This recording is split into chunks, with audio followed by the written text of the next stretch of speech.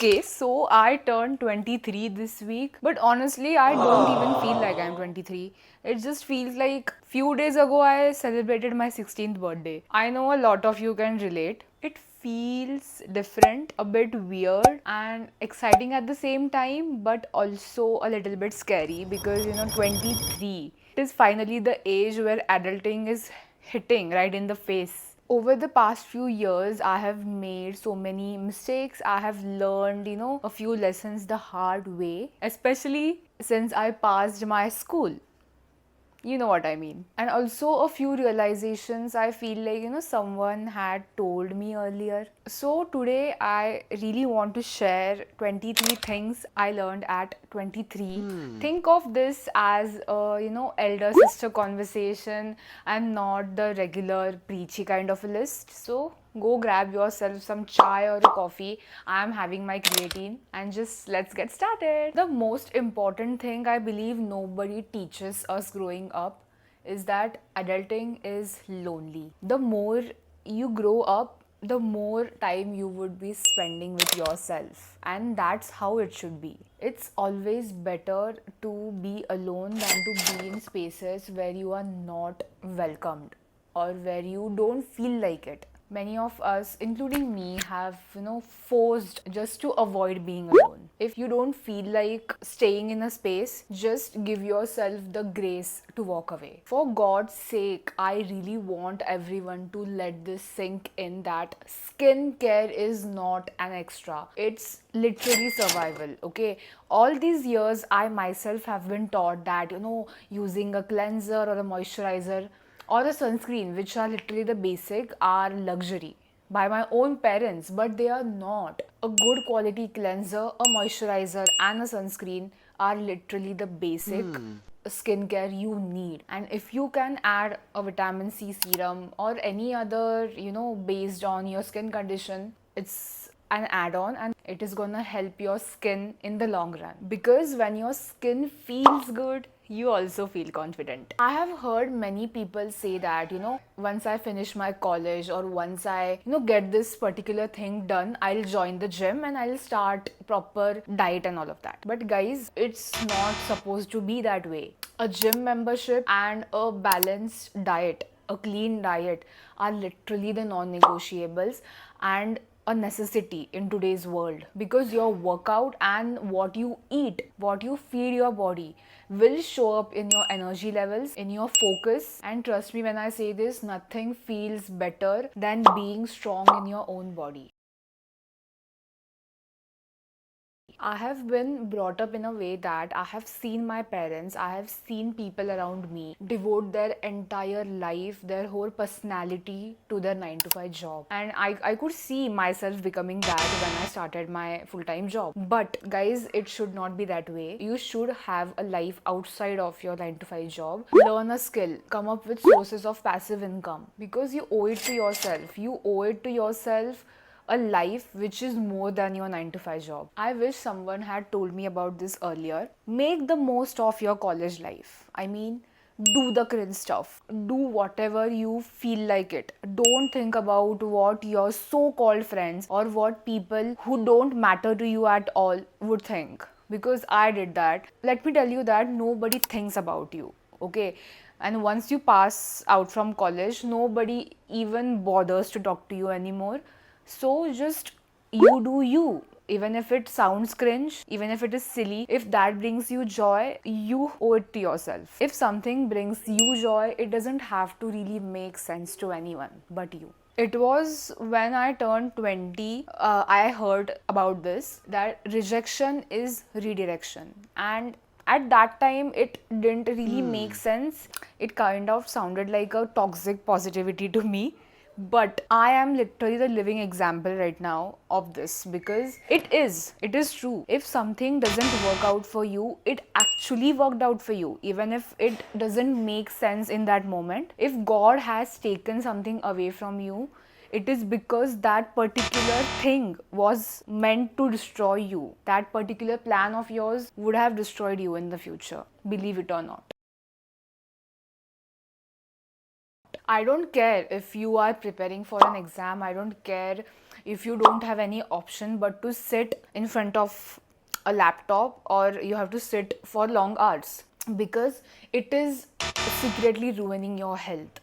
We as humans are not meant to sit down for long hours. We are supposed to move our body constantly.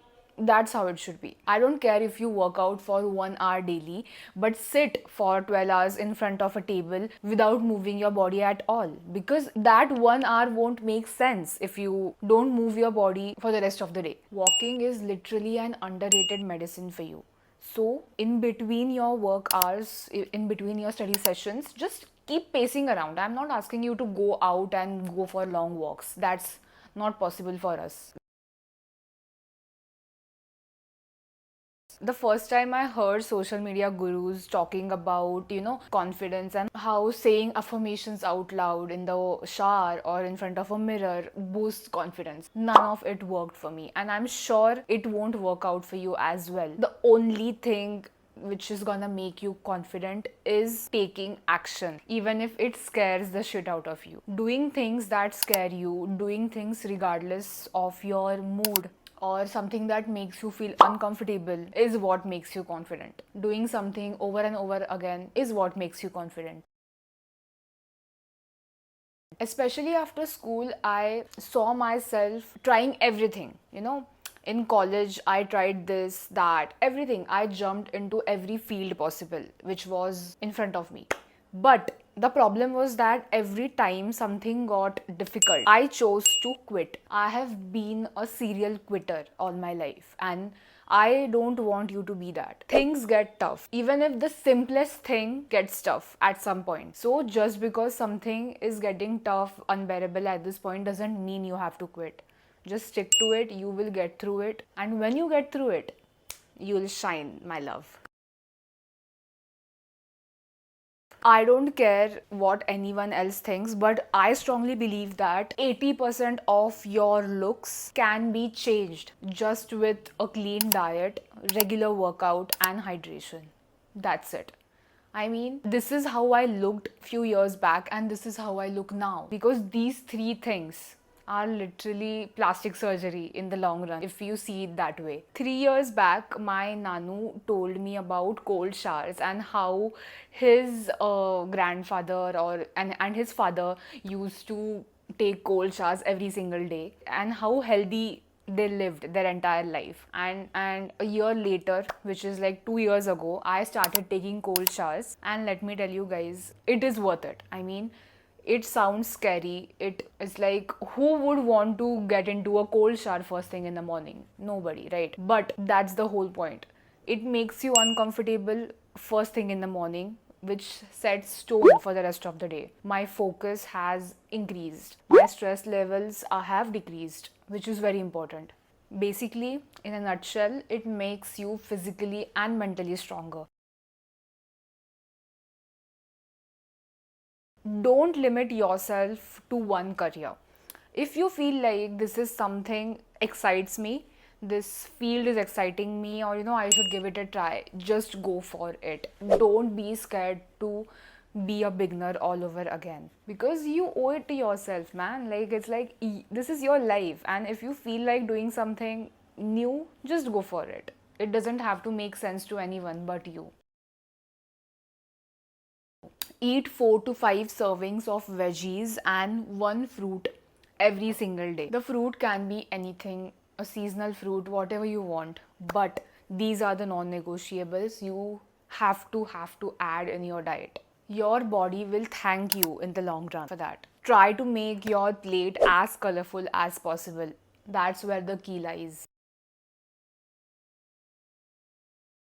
Each one of us has gone through some sort of childhood trauma we are not aware of, and that's completely normal because you are not alone. It's what important here is to acknowledge those wounds and to start your healing process as soon as possible, because only you can do it for yourself. No one else is going to do it for you. The sooner you start doing that, the better. Just look at what is triggering you, because that's the first step.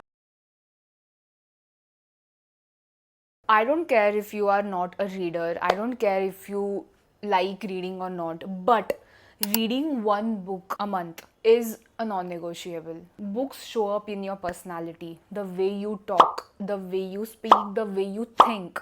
Books literally shape that, okay? So just try to finish one book in a month, and then after a year you would have read like over 12 books. That's a win, right? The worst thing you could do to yourself is to compare yourself with others and others' timelines. I did that to myself a year ago. I was seeing my friends thrive in their careers, my juniors, and I was like, why am I the only one stuck?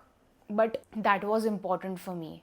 Being stuck was important for me, and everyone in their life goes through something like that. So it makes no sense to compare your timeline to someone else's, because everyone blooms differently, and just tell yourself that you are not behind, because you are not. I'll make easier for you. The next time you find yourself comparing with someone, just ask yourself that if you were given a choice to, switch lives with that person, would you? If yes, just try to build that life for yourself. And if no, then it makes no sense to compare yourself with the person.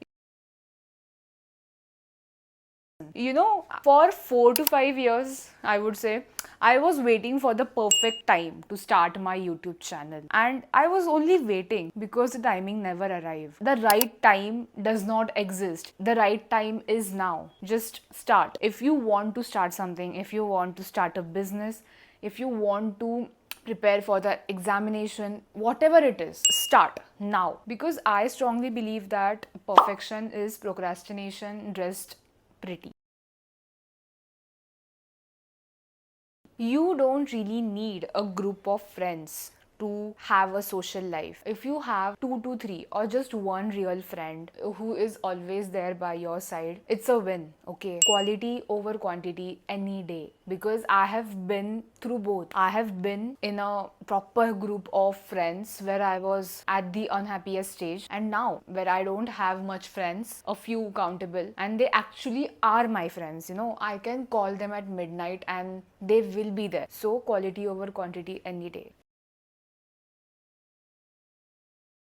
Yes, I am someone who is really serious about their career and wants to make the most of it. But I am also someone who will always prioritize my sleep, because when I did not do that, my basic brain functioning was hampered. My hormones were messed up. My health issues got at the peak. So if anyone who comes and says like, you have to hustle, you don't need to sleep, this, that, I'll fight that person, because it just doesn't make any sense. 7 hours of sleep every night is literally basic. I mean, it's like therapy. You have to have that for yourself, for your good skin, your good hair, and also for your focus in life.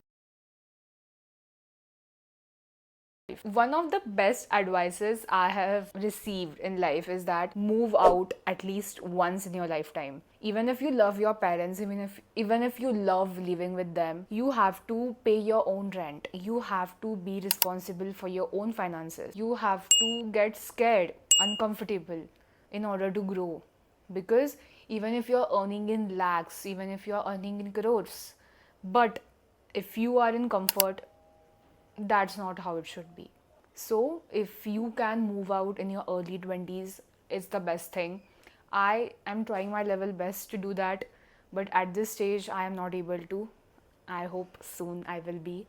The sooner you realize that not everyone in your life is supposed to be permanent, the better. Because I had a hard time sinking that in. Not everyone in your life comes to stay permanent.